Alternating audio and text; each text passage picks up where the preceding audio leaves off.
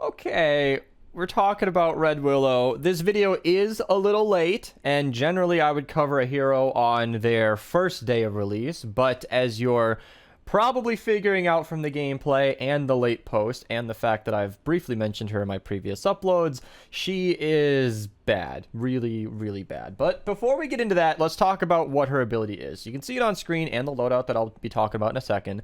At the end of your phase shift, so after you dash forward, it'll deal a 20 base energy damage kind of explosion in a 0.75 tile radius around you, and it'll have a 60% chance to conjure a phantasm, which are those blue orbs that'll attack an enemy, and that is essentially what the hero is. Now that 20 base damage is not a lot, and the exact same in the support. So the interest I have in this is the fact that this is a really low amount of damage. You are probably seeing in the gameplay right now that is not doing anything. I had Benz in this gameplay, and like the one time I actually thought that she was doing some damage, he had just shot the crowd with a bow.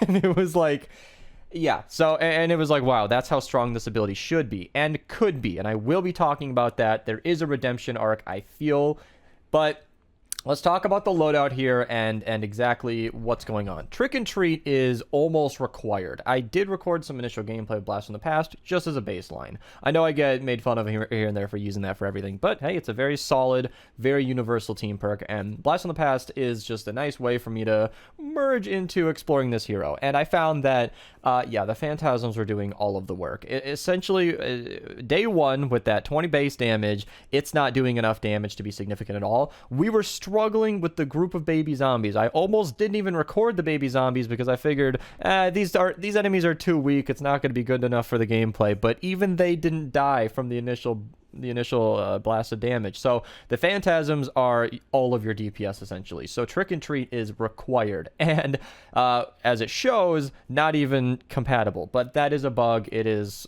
showing as it's not, you know, somebody who has Phantasm Commander perks, but it definitely works. It does give you the 50% more. So the loadout that we're going with are Ghoulish Cackle and Unearthly Treat to activate Trick and Treat, and I can't think of any other hero. I'm going to move my face cam out of the way so you can see.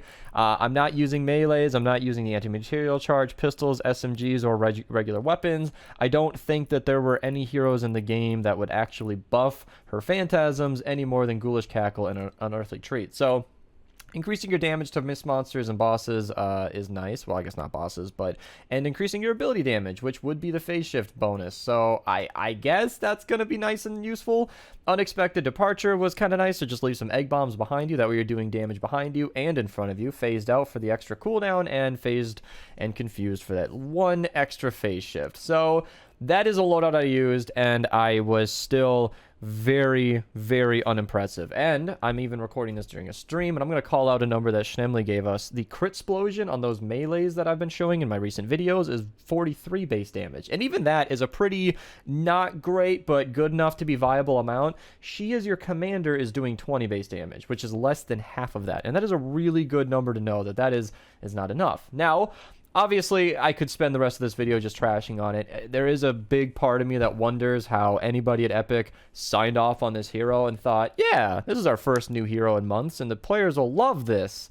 I don't have any idea how this got through testing and was decided was worth adding to the game, but I don't want to do that. It's way too easy to rant. Negativity is like the default for humans, and it's just not worth it. I think everybody sees she's bad, and you don't need me to tell you anymore. So what I wanted to talk about in this video is how she could be better. So obviously that 20 base damage, literally, make it 200 base damage, actually killing enemies when you phase shift, because phase shift has about, with this loadout, 4 charges and then a 6-second cooldown. And I talked about this when I was recording the gameplay.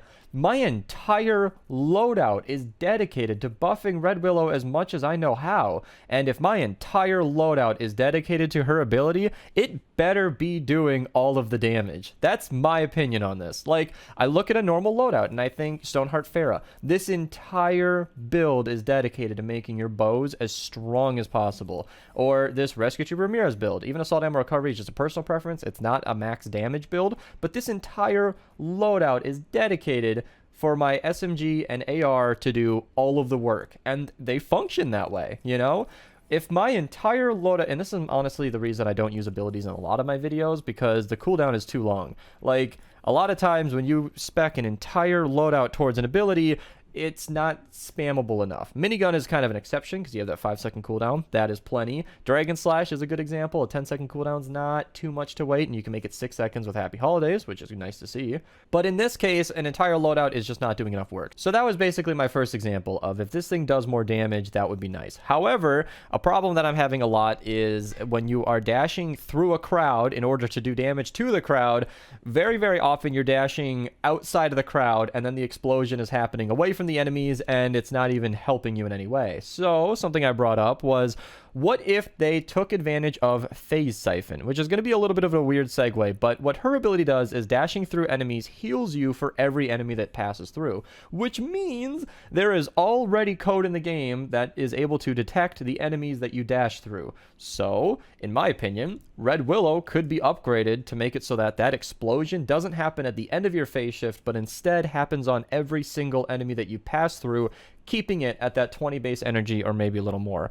That would be really cool in my opinion. That would be really, really cool. And the reason we're not using Phase Siphon is I was told by Archer, who did a ton of testing on this hero before me, that she was not helping at all. And I even have his gameplay, which I can hopefully stick into this video, where he died very quickly and she was not helping a ton. So I think being able to make that explosion happen on every single enemy would be a welcome buff, and would actually make it really, really cool in my opinion. Imagine dashing through an encampment 2, 3, 4 times and exploding everything as you go. That would be awesome. I would use this hero all the time. That sounds legitimately fun, but that is not what we're working with, and for now we are stuck with a hero that is just underwhelming. I'm not going to put her in the book because I like to have copies of every hero. Maybe they'll buff her. I really hope they do because I think that, you know, that could be a really cool idea.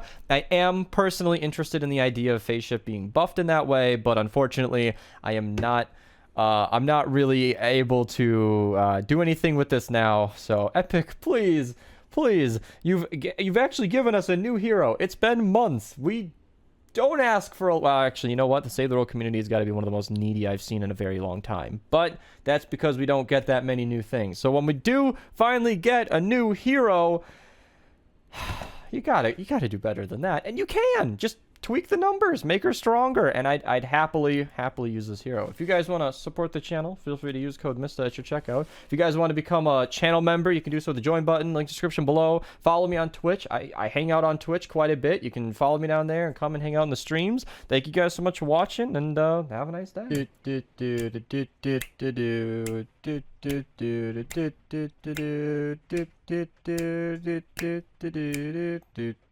And then